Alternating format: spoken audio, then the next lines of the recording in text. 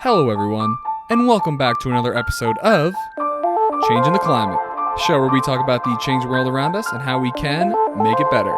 Brought to you by Climate Change Realty.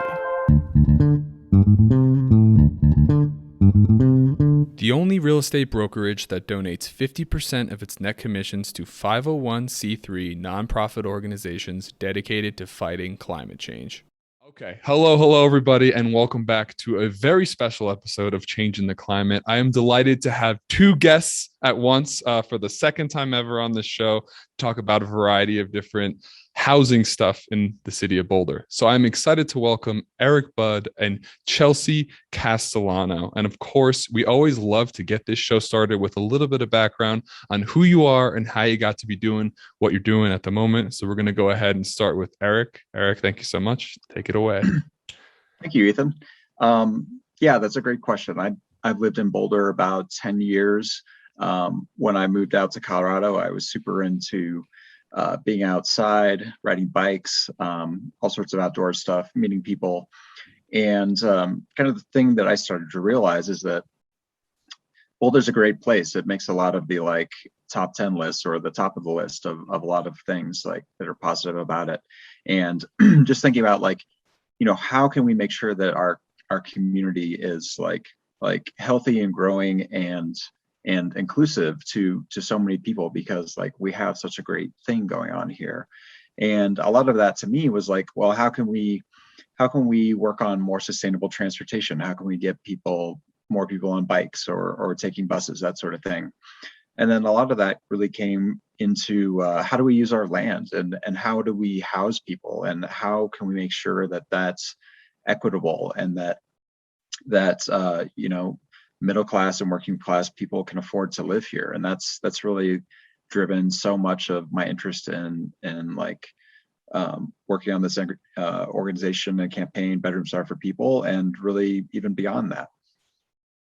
Cool, man. What's your favorite part of the city? Or the community? Favorite parts. I mean, all of it.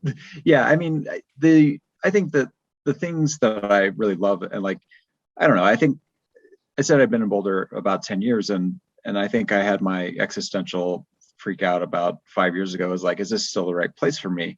And so I went through those things of the reasons I came out here, and are they still true? And I think those things are definitely being in a city, but also being close to nature. That's super important to me. Developing those ties in the community. We have some great community events and people getting together that I really enjoy, and also just there's a lot of smart, hardworking people who really want to make a positive difference, and that's probably the biggest thing to me. I love people like that as well. Thanks for giving the introduction, man. Chelsea, we'll pass it to you. Who are you? What have you been up to? Hi, I'm Chelsea Castellano. So the question of how we got here, it's sort of it's a windy road, but my now husband worked for the city, and part of his job was to watch city council meetings. This was back in 2014. I've lived in Boulder for 13 years, went to CU, came out here to be at CU, and just never found anywhere I wanted to live more than here. So in watching those city council meetings, I was exposed to how decisions were made for our community, and was pretty appalled by the people who were making those decisions and how they were not representative of the community at large. And it just really opened my eyes to the opportunity to get involved and really make a difference in a way that we as community members could really feel. My background is in environmental science, and I started as a climate activist, marching in DC, and that's really where my passion for activism started. And over time, learning more about the social justice issues, and I just truly believe that we can't tackle climate until we have a socially just society. And one of the, then it's okay, well, what do we do about that? And there's a lot of low hanging fruit. where we can as individuals make an impact. And one of the pain points that I felt in the community and that I saw in the community was that we were restricting access to housing simply because people weren't related. And that's something that I felt like, hey, we have the opportunity to make this change. We have the power to make this change through direct democracy. And so we should do that. We sort of have a responsibility to, in a way, if we know that we can. So that's how I got here. Very cool. On this podcast. Yeah, happy to have you. I'm just curious, what would like a socially just society like look like to you, and how is it like different from what the way we're living right now? Well, that's a very big question. I like big questions. Yeah, I mean, for me, it means that everyone has equitable access to housing. That's one piece of it. Housing is such an important part of being able to build a life that is stable, and where you're able to think about other things besides where, are you going to have a roof over your head? So that's one piece of it. And, I felt this when we were renting a place and the place got bought out underneath us, and we had a month to figure out where to live, and we were in a situation where we had resources to find like a new rental. It wasn't a financial thing, but just the stress that comes with not knowing where you're going to live, like feeling that is really scary. And so there's some, essentially everyone's basic needs need to be met in order, like that's first and foremost. So everyone needs to be able to live in a healthy and safe place. And then I think we can go on to solving these other big problems that we have to tackle, like climate change. And obviously we can do those things simultaneously, but I think until everyone's basic needs are met and everyone, doesn't live in fear of either eviction or being like caused harm, then we're not going to be able to really like live in the ideal state that we are striving to. Yeah, no, I love that. I'm a big UBI guy, but I'm trying not to get too deep into the weeds of politics. That's interesting that you like started from like an ecological standpoint and then moved, and then as you kind of looked into it more, you're like, whoa, we got to fix all like the social stuff first. How did that like kind of come about? I don't know. I'm getting to the same conclusion because I started from environment, and the deeper you look in, you see that it's the people that we need to like, I mean, so yeah, I mean, I think it's a lot of like, as you learn about the impacts of climate change, and not just climate change, but on pollution and, the exposure that communities have to chemicals, and how that impacts people's health, and looking into like the people where there's higher pollution, there's disproportionately higher populations of minorities, like, and so we're essentially outsourcing our like lifestyle to groups of people who just don't have the same resources, or have been historically, discriminated against. So when you look at that, it's like, wow, that's the crisis. Like, that's the, I think it's important that we care about the land and the trees and the flowers, like, and the animals too. But if we can't care about people and how this is impacting people, then I don't think we can solve the problem for the ecosystem either. So I think that's how I came about to. I don't know. I haven't thought too much about that. Fair enough. If you do, you can get down a dark rabbit hole. But no, very well put. I appreciate you sharing. So Eric, I'm gonna pass the mic to you because obviously this question's a little bit more relevant to you. Like, let's explain to people what is like Boulder City Council and like how does it work? And throw in a little shout out to yourself as well. Yeah, I don't need a shout out. I did run for city council before, but that's when I learned probably a lot about it, much more than the average person really seems to care about. I mean, I think the reality is that every city has a city council, and a lot of people don't really know the nuts and bolts of what they do. And a lot of it is kind of boring, but some of it really matters. I think all the things that we've been talking about housing so far, the city council has massive, massive power over how the land in the city is used. And that means like what land is annexed into the city, what is actually the boundaries of the city, how are the utilities provided. That means water, trash service, it means electricity, that sort of thing, because those are important resources and for the population and for businesses. Also, a very big part that's been talked about a lot in the past year is how policing is really implemented in cities, and that's a big deal because it's I think for definitely some parts of Boulder, or like particularly like people of color or people of lower income or potentially homeless, like how the police interacts with people is incredibly important, and another place where we need to have a social justice lens of that. So I'm really just scratching the surface, but I'm really trying to mention those things that why it's important to care about city council is because so many of these things are directly touching, how people live every day. Federal policy is very important, but what happens locally, like, can make a decision tomorrow and something is drastically on a different path. Yeah, so I don't know, Chelsea, if you want to weigh in on that too. Yeah, I mean, so city council, are they like the Congress of Boulder? Like, how exactly does it like work?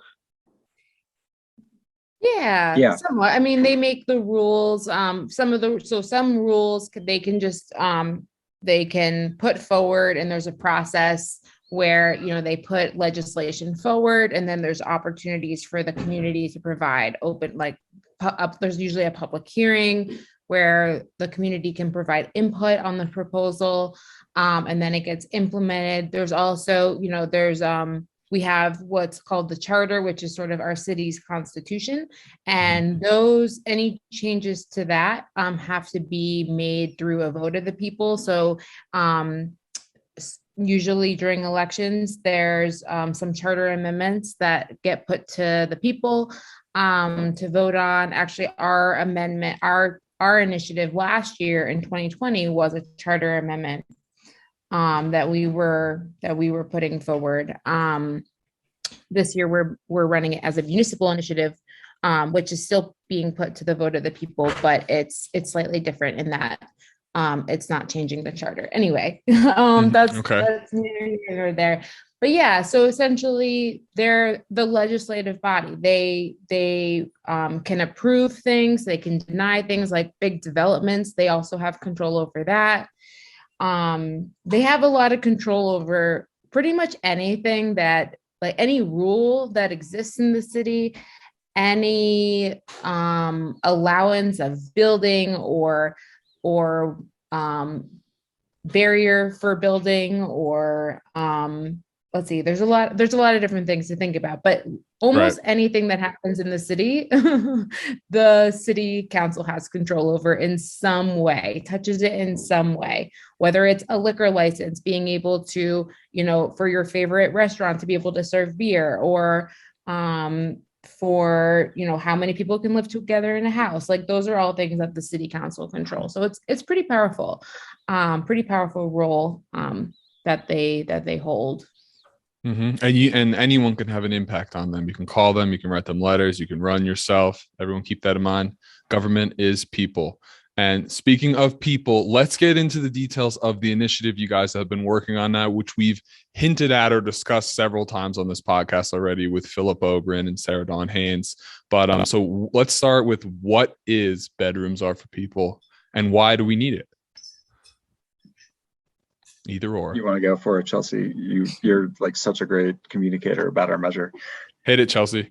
Specifically about our measure. Don't talk to me about other things. No.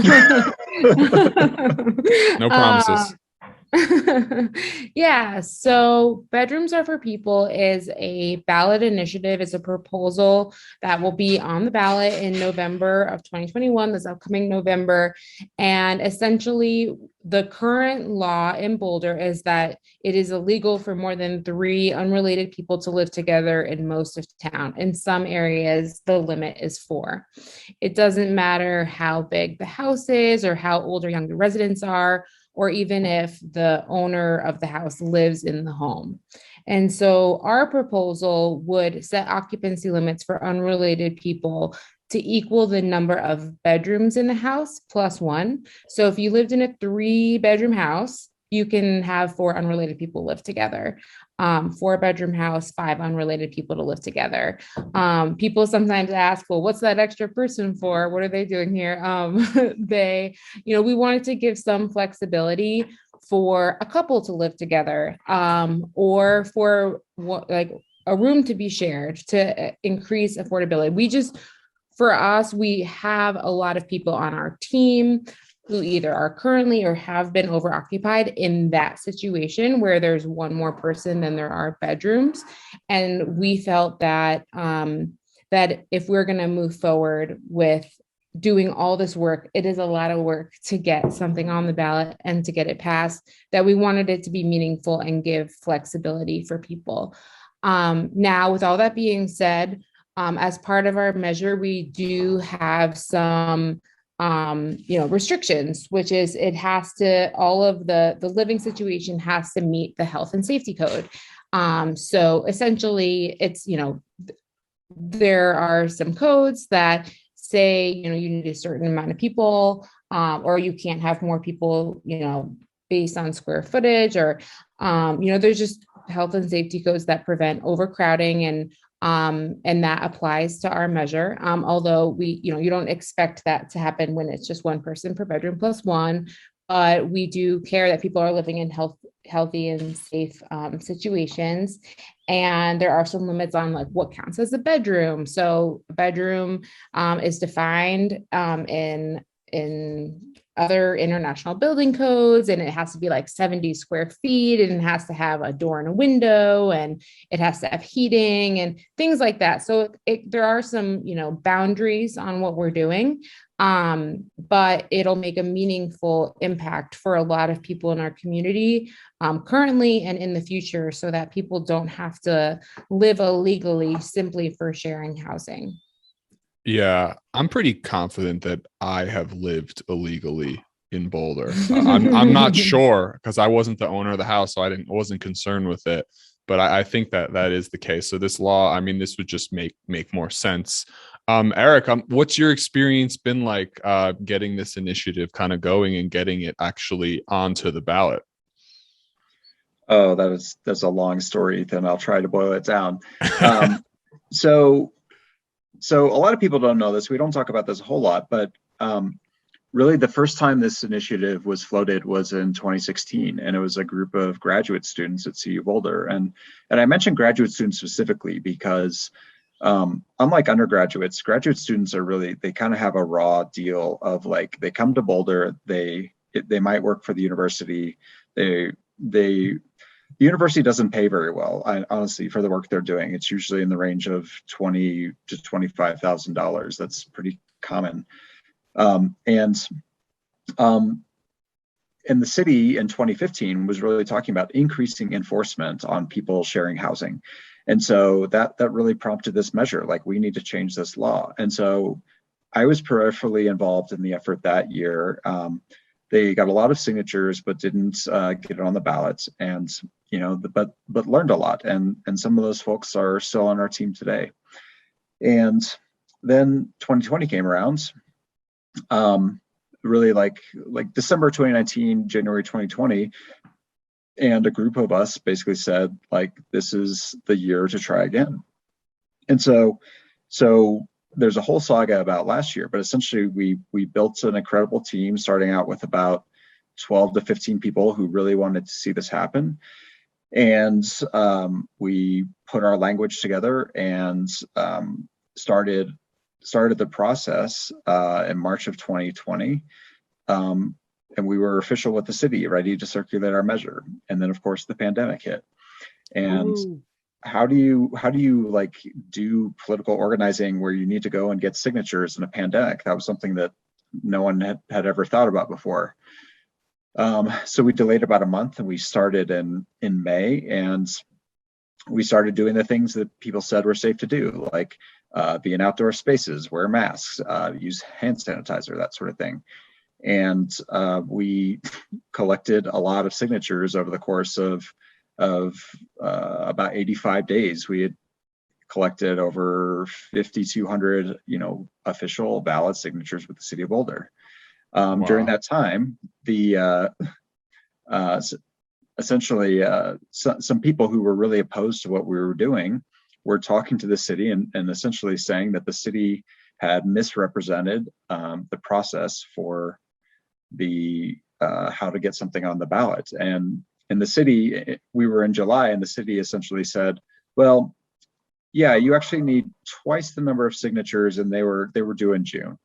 And so this became a huge mess because the city just retroactively changed their rules on what was required, which then the only recourse that we had was to sue the city.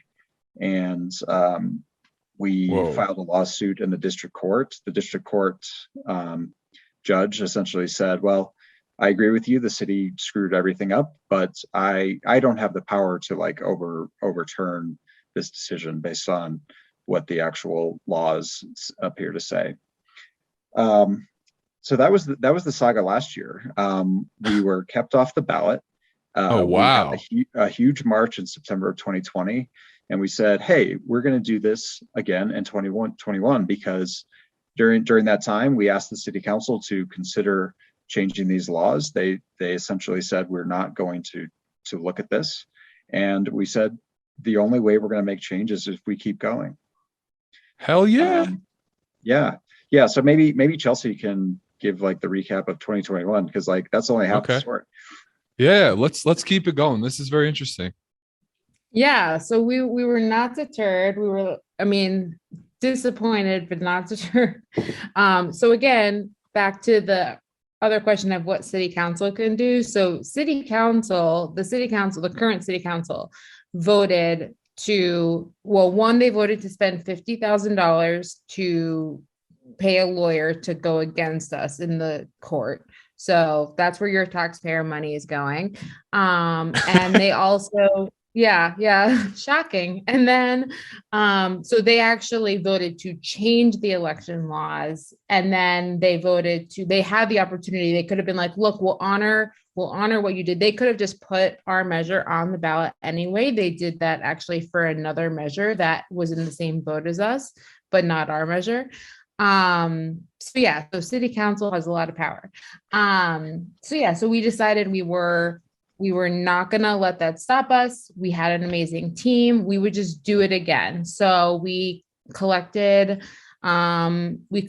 signatures again. We actually the city developed a digital way to collect signatures. It's actually the first in the world to a process for online signature collection for a ballot initiative. And, we felt the pain of being the guinea pigs of that system. It was difficult to collect signatures digitally because of the way that they've set it up. And it was very secure. Let's just call it it was extremely secure, an extremely secure process that was so secure that a lot of people had a lot of trouble with it. Mm-hmm. And so, ultimately we did get the number of signatures we needed. We had a lot of people who tried to collect or tried to sign who couldn't finish, but that's sort of, that's in the past now. Mm-hmm. Yeah. And so in May, we, our deadline was in June, and in May, we collected the number of signatures we needed. And so now we're officially on the ballot, and we've been just doing a lot of community engagement, getting endorsements from local organizations who care about, making sure our community is more equitable and affordable and welcoming to everybody. And yeah, so it's been a long road. It's been a tough 18 months. Like Eric and I have are really dedicated to this, and we have a team of people, a growing team of people who are really dedicated to this. And yeah, so we're excited to get this over the finish line. Oh yeah, man, you guys are awesome. This is just like a volunteer project for you Oh guys, right? yes, yes. This is yes. I Yeah, wish I was getting paid for these hours. yeah, I like to say at Chelsea, Yeah. this is my second job that I don't get paid for. It costs me money. Yeah, Yeah, no yeah, kidding. yeah. I'm wondering how like the occupancy laws in Boulder compare to like other cities in Colorado. Yeah, that's yeah. Eric, do you want to take that one? Yeah, sure. It's interesting because there's been a lot of discussion about occupancy limits in the past few years, and not just in Colorado. One thing we've been looking at is that there are several states recently that um, essentially made it illegal for cities to have occupancy limits at all, and that was the state of Iowa in 2017, and both Oregon and Washington in 2021. And in Colorado, we haven't done that at a statewide level, but there are a number of cities that are looking at these because of the discriminatory effects of these laws. And Mm-hmm. so Denver recently increased their occupancy limit to allow up to 5 unrelated people to live together. And I think like Fort Collins, there's been an on and off discussion to change this, Greeley and some other smaller cities. And one really interesting thing that came out of the Denver studies of this was that essentially they put together this great infographic that we've been using a lot, which is it has a number of cities in Colorado and has their occupancy limits, and then it also has the average occupancy in the homes. And what you see is that there's not really a correlation between what the limit is and what the number of people actually in homes are. And so, a lot of what that tells me is that there's these laws are really doing a lot to restrict housing, but they're not fundamentally changing, the populations of cities or whatnot. And so, yeah, I think like our position is we think that these laws should change entirely. We made this proposal that essentially what we think is reasonable, and that's how we're moving forward. Okay, cool. So what I want to kind of talk about now is like the other side of the fence. So you might say I want to like hear what the argument would be for like keeping these laws, and who are these people, whether they're influencing the city council or they're on the city council, what is their vested interest for keeping this three unrelated people in place, right? Why is that good for the city? Why do people want to keep that? And how did it even come about to begin with? Yeah, I mean, I can touch on why people like it. I mean, we were in a presentation yesterday, and we have an opposition group called the People for Real Housing Affordability. Okay. And their main goal is to oppose us. So that's yeah. Gotta have a worthy Um, rival. yeah. And we got to see him present his case for Mhm. why this group should oppose us. And essentially, he was saying that he's not in favor of allowing students to have housing. And so that was one argument that we heard yesterday. We've heard, which we couldn't disagree with more. Students should have housing, and they should have legal housing. And it's actually a really big problem that students aren't on the lease of housing. So students are going to live here. They're going to live Either in way. housing. Either way, you're not going to prevent students from living in this college town. And yeah, it's just a matter of, is it better if they're on the lease or off the lease? And we believe that it's better for the community that people who live in housing are on a lease. First of all, it's more accountability for the people who live in the house, and it's also it's a really bad dynamic between the tenants and the landlord if the tenants know that they're overoccupied and essentially they give up their tenants' rights in favor of living there in a situation that they know they could get kicked out of. There's a lot of issues with it, building credit, giving people the ability to show a rental history. These are real issues that we've seen firsthand people experience. Anyway, so that was one piece of it. There are some people who just genuinely don't want to welcome people into Boulder. They want Boulder to be how it was 50 years ago. And so like that is a sentiment that we hear from our opposition, that Boulder is full. And yeah, so that's one of the sentiments that we hear. Eric, I'm sure that there's others I'm missing, but yeah, we don't like to give our opposition's arguments for them. It's not. I think really it's just Yeah, beneficial to look at both sides. Yeah, yeah. I think it does help you in the long haul. well, I Yeah, think the yeah. other thing is that people who are upholding this discriminatory policy essentially use it as a proxy for other things that they don't like. Like, yeah, this is a college town and there are students, and definitely students, occasionally are louder than other neighbors. Not all of them, but some of them. Like A lot of it's them. actually, I mean, a lot of it comes down to, pigeonholing particular things that they don't like. Or like, if you've ever heard a neighbor dispute, like someone who just really doesn't like their neighbor because, they have too many kids and their kids are loud. Like it's kind of like you often hear these arguments used for something that they already don't like, that they're extrapolating to the whole city. Well, it's like that's really not a way to make an equitable city. Like we can't have policies in place that are just blanket discriminatory because of a few things that sometimes people don't like. Well, and another thing with the student piece is, I lived on the hill. I was one of those people you probably wouldn't live next to for at least a year. Right. And, I promise you that living one person per bedroom is not what makes students loud. Having parties is what makes students loud. No doubt. And that has nothing to do with how many people live in a house.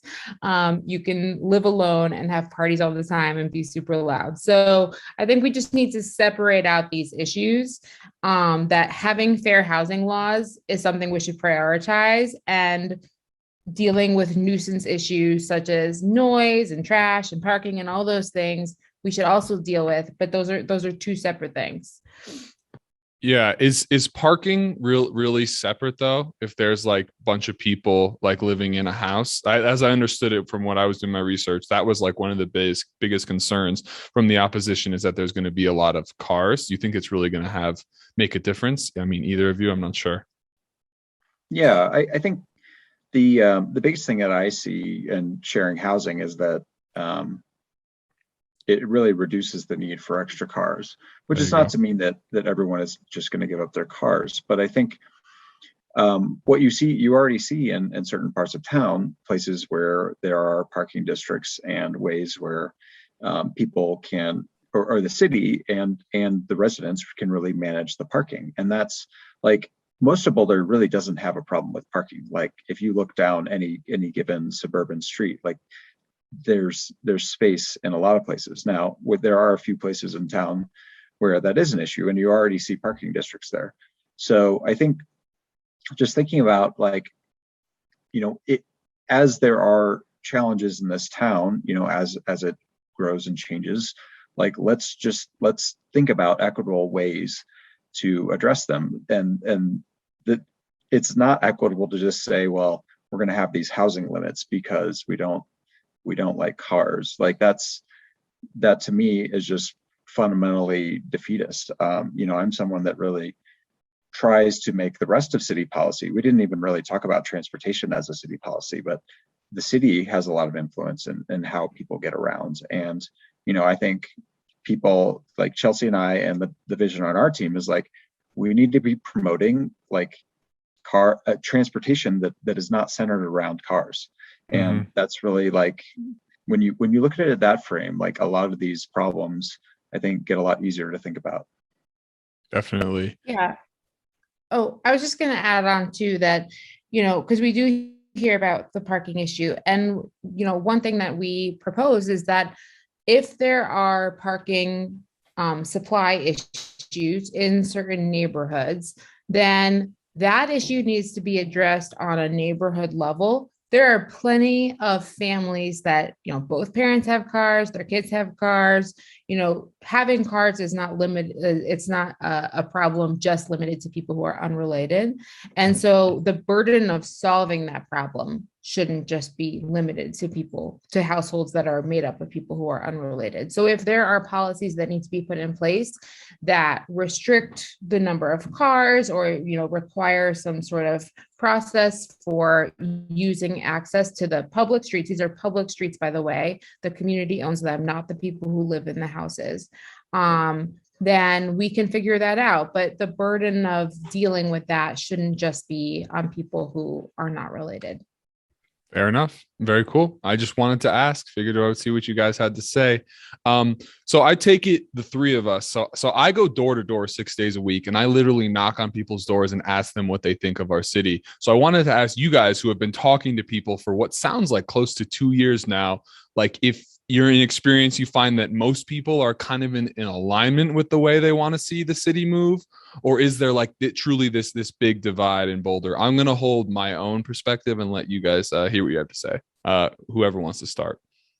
Yeah, I'd love to talk about that. I think this is something I really learned when I was running for city council, is that, like, for a lot of people, Boulder is really good, and I think you get a lot of this. Well, you see a lot of people who live here for decades, and often like participating in the community and public process and whatnot, and that it's a force of stability and a good force in our community. But I think the other side is like, thinking about kind of the younger populations, and I'm in my 30s now, but like, one of the things that really comes up amongst our friend group, and people working on the campaign, and people who are a bit younger, is that every 5 years our friend group just completely turns over. And it's like, it's really kind of like, it's amazing. And to think about, like, just like, how can we make a Boulder that works for everyone? And that's, to me, that's a big driving factor of why I get involved, because I think there are a lot of inequalities that we can work on, because depending on where you are in that situation, I think there's a lot of people, a lot of friends of mine that have been priced out of Boulder, and they would like to stay here. So that's kind of the lens that I look at this.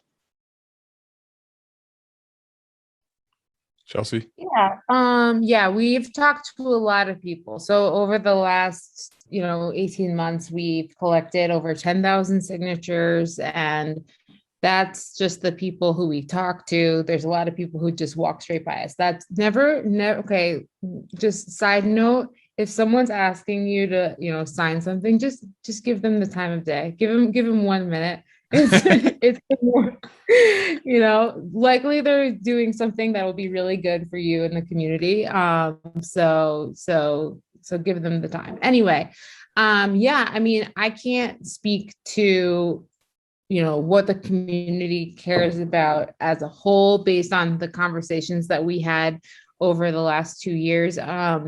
But when it comes to our measure, what I can say is that when we got to talk to people and tell them what the laws currently were, which most people were shocked. One guy didn't believe me. He called me a liar that the current law is the way that it is. That almost everyone supported what we were doing.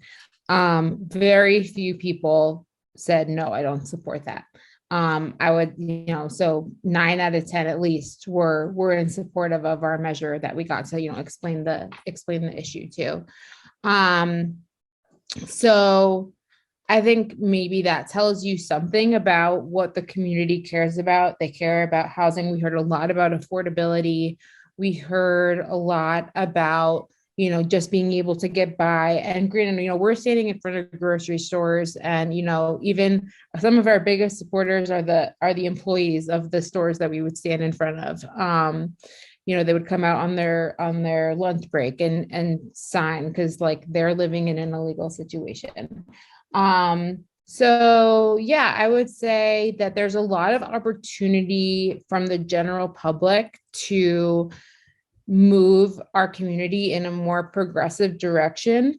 Now, then it comes down to voting and who votes in off-year elections. And typically, younger people don't show up in off-year elections. And so, one of the things that we're really going to try to do is to turn out the vote of people who may not usually turn out in an off-year election to vote, because there's no Senate race, there's no president race. Like, this is a local election, and most people aren't paying attention to local politics. But we hope that our measure, which impacts all demographics, but specifically, also largely younger demographics who are either just trying to, make ends meet and are at the beginning of their careers, not making a lot of money.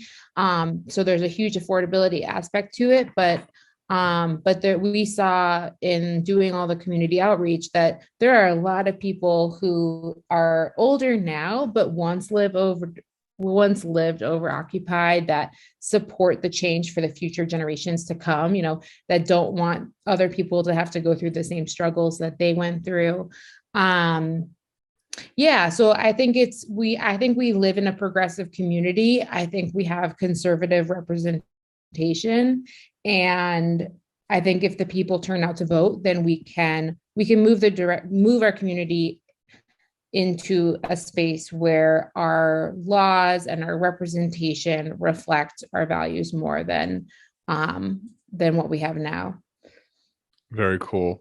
So I'll chirp in a little bit. I mean, I've done like close to 20,000 doors in this city now. And I don't know if when I show up and say, hey, I'm the climate change realtor, if it changes what people will say or will not. But what I've found as one trend is that everyone I talk to loves this city. They love their neighborhood. They love where they live, and they are passionate and they have opinions. No, I mean, not everyone's passionate, but a lot of people have opinions, and the trend is always making it better somehow. I don't think that people want it to like, I mean, there's definitely like with the older demographic that I meet, there's definitely like, oh, Boulder has changed so much, but they fell in love with the city they came to, and they're always trying to make it better. So whatever that vision may be, I don't know. I just think people really care about this place. There's some sort of magic to this city, and I don't know. I'm confident that's going to keep getting better. Thank you guys for doing the work you're doing. It's been really, really great having y'all on to really share your perspective and talk about the struggles that it's been and see how hard it is to get a single initiative on the ballot. That's crazy that I didn't even realize that you guys were trying to do it last year. My last question I'd like to address to both of you is, what advice do you have for young people who are like passionate about achieving positive change, either in their community or just overall in the world? I'll go to Eric first. Yeah, God, I love that question, because like I've been like working on local politics stuff for the past 5 years or so, and oftentimes younger people haven't been as much involved, but it's been amazing to me for us to work on Bedrooms Are for People and see the issues that are directly affecting young people and see them really jump at the opportunity, like in a way that's like, it's super exciting for me. And like, obviously I'm giving this story as a perspective of someone who's not necessarily a young person anymore. And it's like, I don't know, like, I guess the advice isn't for young people. It's actually for old people, because really what I'm saying is that like young people today, like, I'm so excited about it, about seeing the energy and seeing like young people know what's going on. They're like, climate change, man, this is a huge problem, and like housing, and what am I going to do? Like wealth inequality, income inequality. Like, I think it's actually like the most important thing is to like empower young people, bring them in, and give them agency. The other thing I see a lot of times in political groups is that young people get involved and they're kind of treated like, they're just the workers, but they don't have any of the power or the agency. And so maybe that is my advice for young people, is don't put up with that. Like you have an equal stake in these organizations, you have an equal stake in this community, and just remember your power. Like, there's so much you can do with a little bit of organization, and that's why we work on local political issues, but because we can really change things here, whereas it's hard to change things on the national level. That takes a much bigger movement. But like, you can get a group of 10 or 20 people together, organize, and actually really make some change. So that's my advice, is look for those opportunities. You can be in my young people gang, Eric. It's cool. We're happy to have you. I said I'm in my 30s. I'm turning 40 this year. So anyway, young enough. I wasn't gonna call you out on that. I wasn't.